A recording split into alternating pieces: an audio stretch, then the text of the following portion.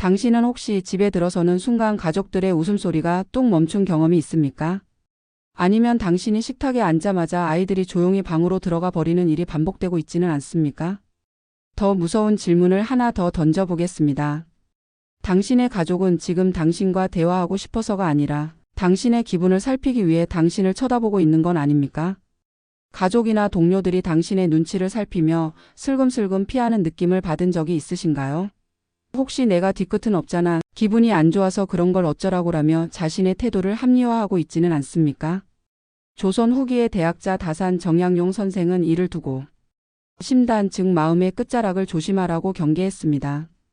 마음의 끝은 표정과 말투 그리고 분위기로 드러납니다.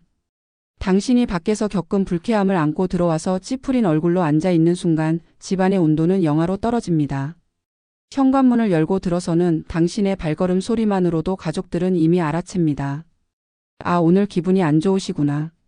당신은 아무 말도 하지 않았다고 항변할지 모르지만 당신의 무거운 침묵과 거친 숨소리는 이미 주변 사람들에게 나 지금 화났으니 건드리지 마라는 강력한 경고장을 날리고 있는 셈입니다. 신발을 벗어던지는 소리, 가방을 툭 내려놓는 동작, 소파에 몸을 던지듯 앉는 모습, 리모컨을 거칠게 집어드는 손놀림. 이 모든 것이 언어입니다. 말없는 폭력의 언어입니다.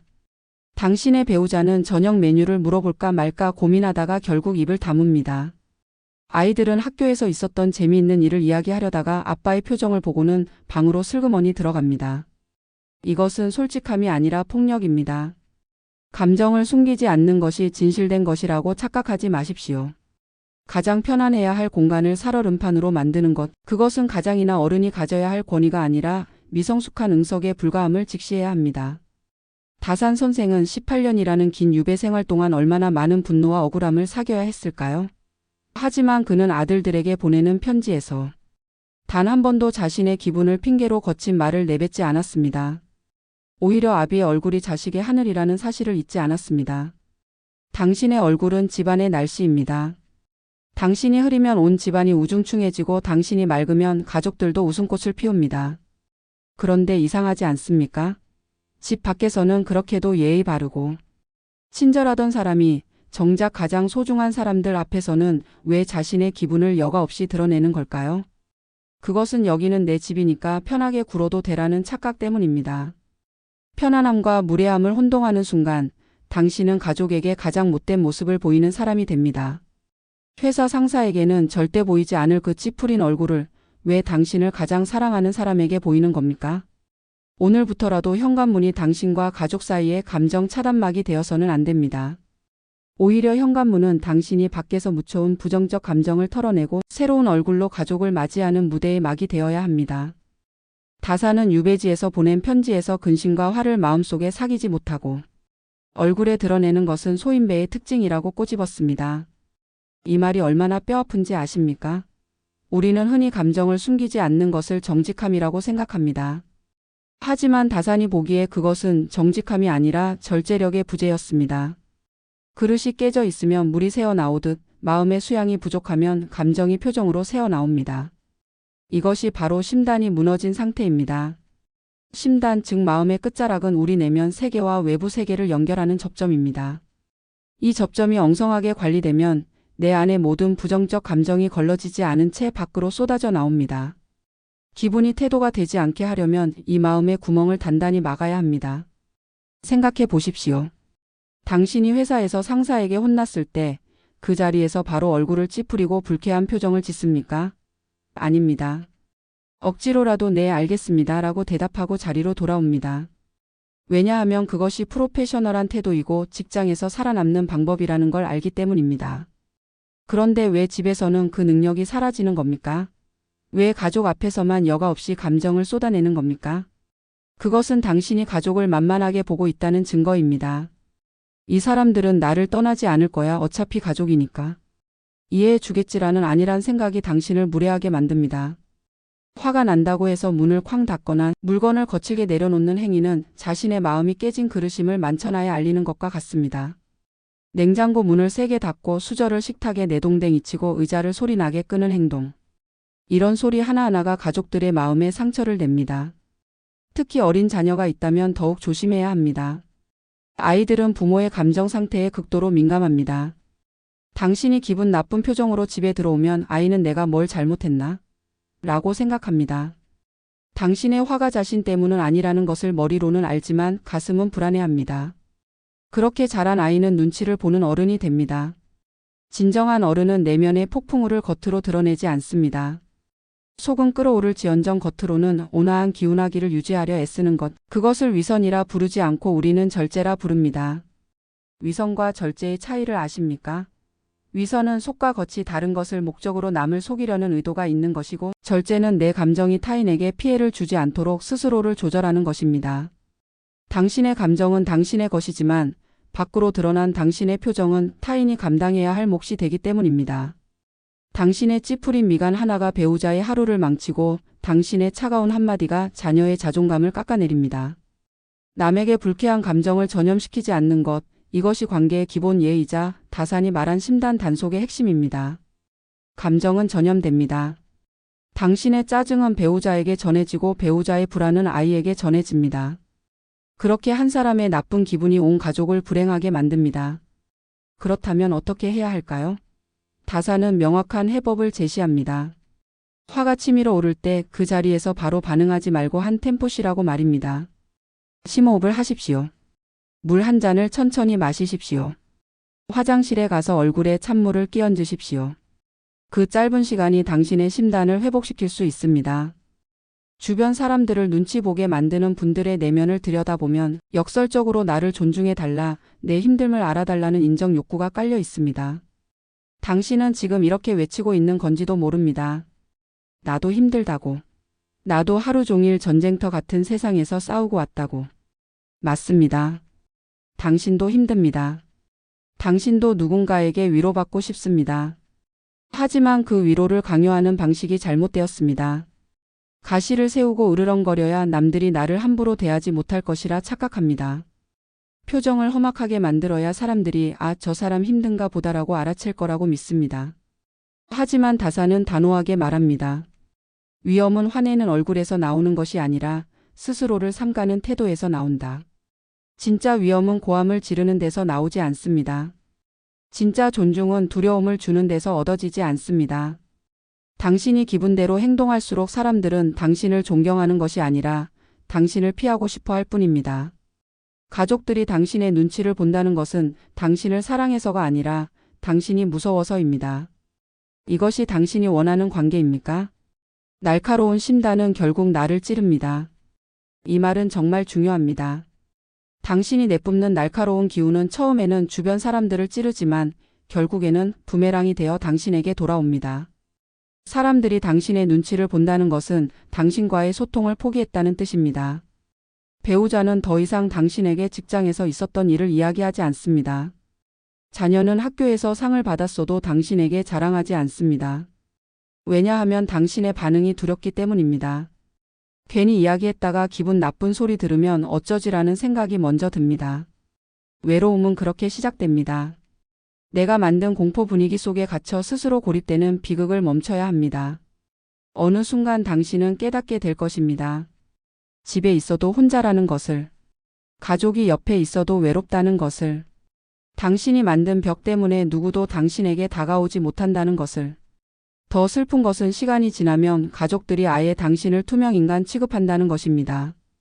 처음에는 눈치를 보다가 나중에는 아예 당신을 신경 쓰지 않게 됩니다. 당신이 집에 있든 없든 별 차이가 없어집니다. 가족들은 당신 없이도 웃고 떠들고 행복합니다. 오히려 당신이 없을 때 더 편안해합니다.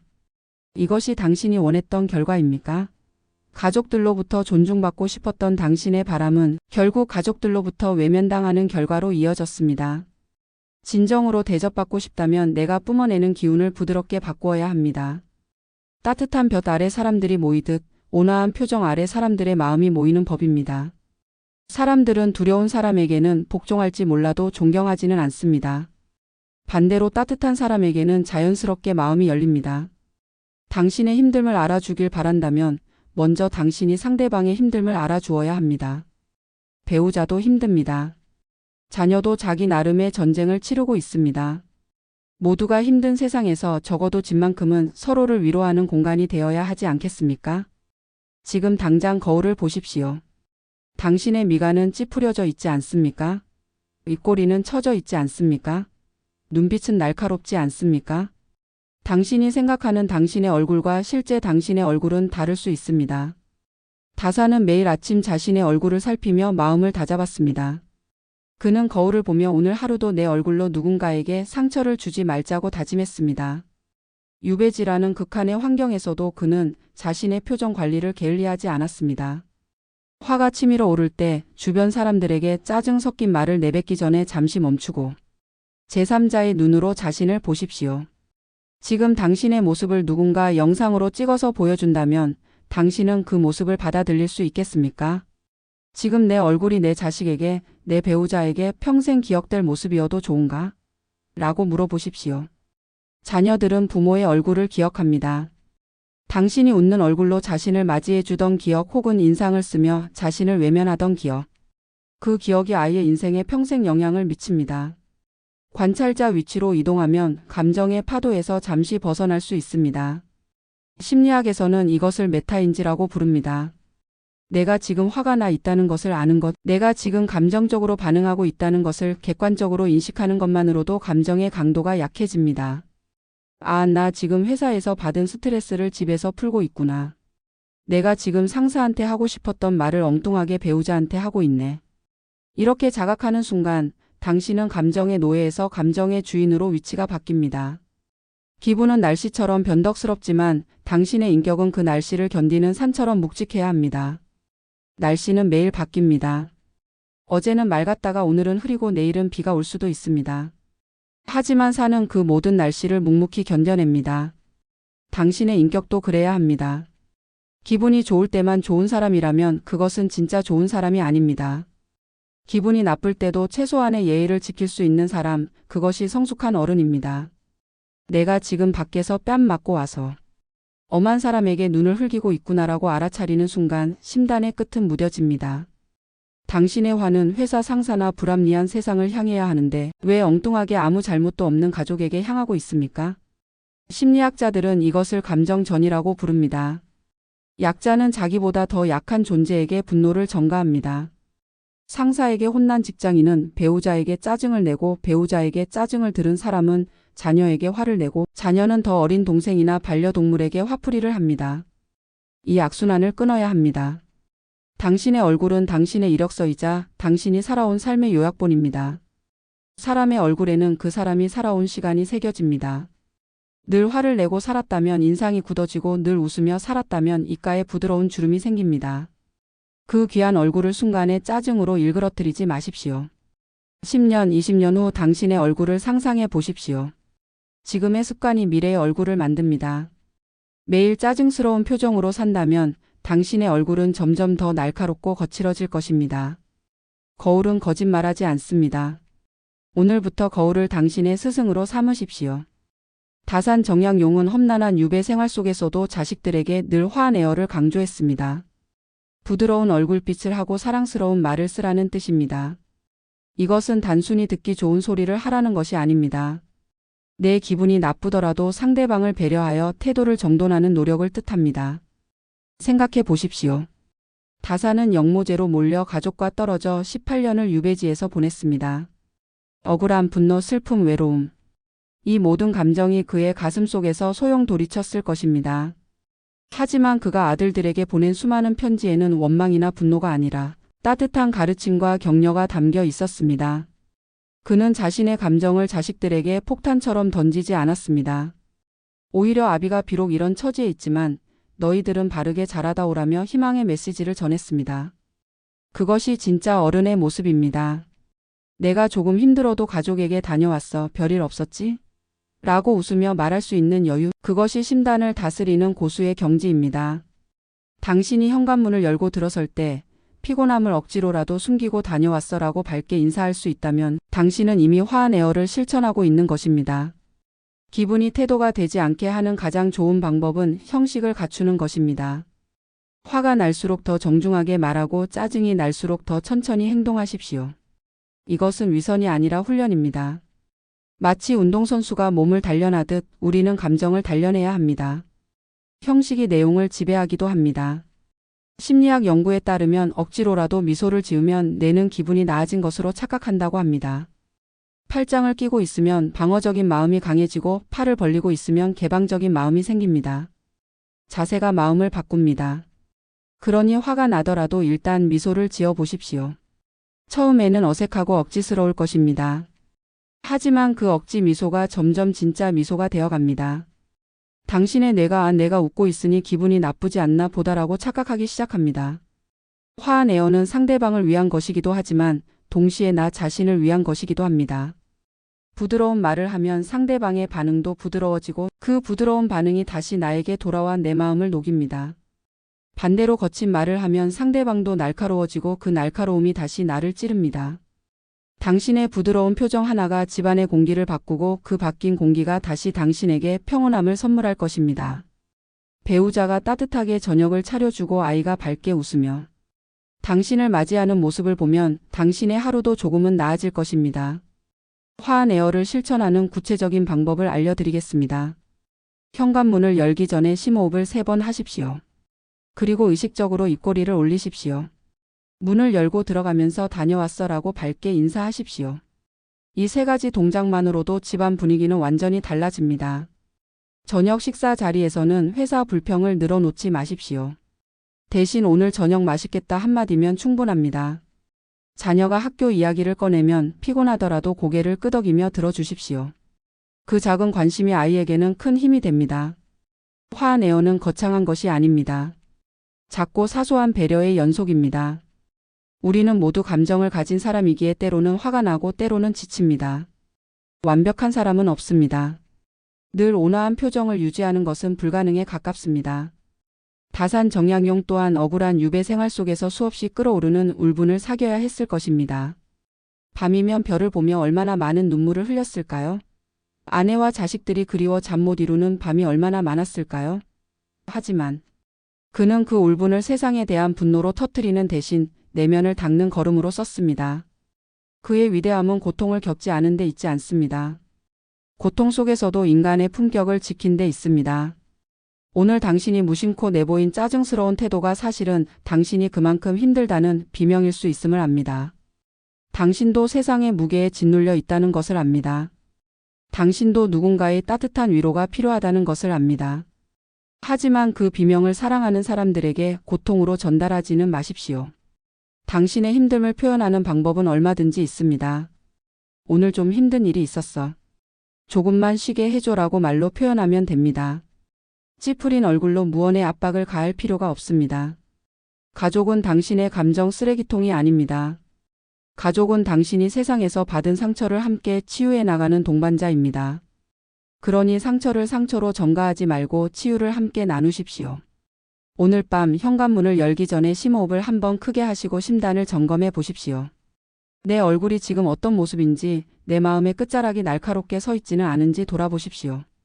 그리고 굳어있던 얼굴 근육을 풀고 가족들에게 따뜻한 눈빛을 건네보십시오.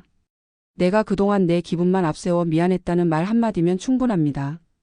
이 한마디가 얼마나 어려운지 압니다. 자존심이 상하고 괜히 작아지는 느낌이 들 수도 있습니다. 하지만 진정한 용기는 감정을 드러내는 데 있지 않고 감정을 절제하는 데 있습니다. 진정한 강함은 사과할 수 있는 힘에서 나옵니다. 당신의 기분을 이기는 품격, 그 고요한 승리가 당신의 인생 후반전을 더욱 빛나게 할 것입니다. 나이가 들수록 중요한 것은 당신이 얼마나 많은 것을 이루었느냐가 아니라 당신이 주변 사람들에게 어떤 사람으로 기억되느냐입니다. 당신은 어떤 사람으로 기억되고 싶습니까? 늘 인상 쓰고 화내던 사람? 아니면 힘든 상황에서도 온화함을 잃지 않았던 사람? 선택은 당신의 몫입니다. 그리고 그 선택은 매일 매 순간 이루어집니다. 오늘도 이 영상을 끝까지 들어주신 당신에게 감사드립니다. 혼자 있는 밤 마음이 무거워질 때 혹은 나도 모르게 누군가에게 상처를 주었을 때 이곳 인생의 마지막 수업이 당신에게 작은 위로가 되었기를 바랍니다. 우리는 모두 완벽하지 않습니다. 하지만 조금씩 나아질 수 있습니다. 살아오며 미처 듣지 못했던 말들, 지금이라서 비로소 이해되는 인생의 문장들이 당신의 하루를 조금 더 따뜻하게 만들어주길 바랍니다. 인생은 끝이 아니라 지금입니다. 지금 이 순간 당신이 선택하는 표정 하나, 말 한마디가 당신의 인생을 바꿉니다. 인생의 마지막 수업은 언제나 이 자리에서 당신과 함께 하겠습니다. 조용한 위로가 필요할 때, 마음을 내려놓고 싶을 때 언제든 다시 찾아와 주십시오. 오늘 하루도 수고 많으셨습니다. 내일은 오늘보다 조금 더 따뜻한 얼굴로 세상을 맞이하시길 바랍니다.